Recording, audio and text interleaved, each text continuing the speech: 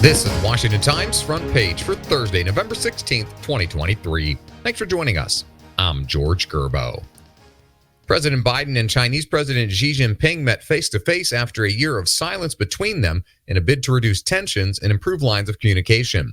White House correspondent Jeff Murdoch reports the summit took place along the sidelines of the Asia-Pacific Economic Cooperation Group in San Francisco.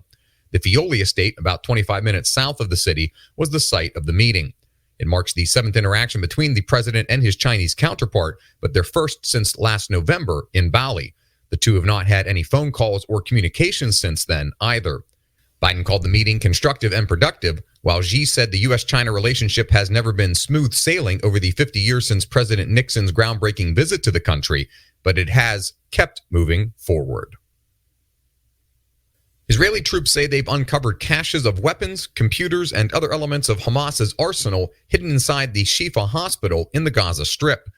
Ben Wolfgang reports a 7-minute video released by the Israeli army seems to show guns, ammunition, flak jackets, and other battlefield gear stored in the hospital's MRI room and elsewhere in the facility. The Israeli advance is part of a retaliatory campaign to avenge a rampage by Hamas on October 7th that killed an estimated 1,200 people and took some 240 civilian and military hostages. Palestinian health officials say a combination of Israeli airstrikes and ground advances has killed more than 11,000 Gaza residents, but that figure cannot be independently verified. The pressure is ratcheting up on Ronna McDaniel to step aside as chair of the Republican National Committee, but insiders say the revolt hasn't yet reached critical mass. National politics reporter Seth McLaughlin reports people inside the Republican Party establishment are feeling the heat, and former President Trump, a top McDaniel booster, is uncharacteristically tight-lipped. Other Republicans insist Trump's polarizing rhetoric and ham-handed endorsements are to blame for the party's recent election struggles. Trump tapped McDaniel for the job in 2017 as a reward for helping him become the first Republican since 1988 to carry her home state of Michigan. McDaniel survived a challenge after the 2022 midterms when multiple Trump-inspired candidates lost their Senate races. A top Biden administration security official told Congress she hasn't seen evidence that terrorist groups are trying to sneak operatives into the U.S. through the southern border.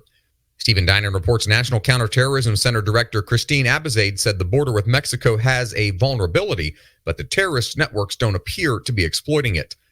The focus on terrorist actors exploiting the border has come into greater focus after Hamas's attack on Israel. Until last year, officials at the Department of Homeland Security didn't publicize the number of people on the terrorism watch list who were caught by border authorities, saying it was too sensitive. And finally, Valerie Richardson takes a look at companies feeling the heat for backlash over pro-Hamas and anti-Israel statements. Find all of today's front page stories at WashingtonTimes.com/frontpage or on the Washington Times app, and find us wherever you get your podcasts. Just search Washington Times in any major podcast app. You can also find us on social media at Wash Times for breaking news, sports, commentary, and more. For the Washington Times, I'm George Gerbo.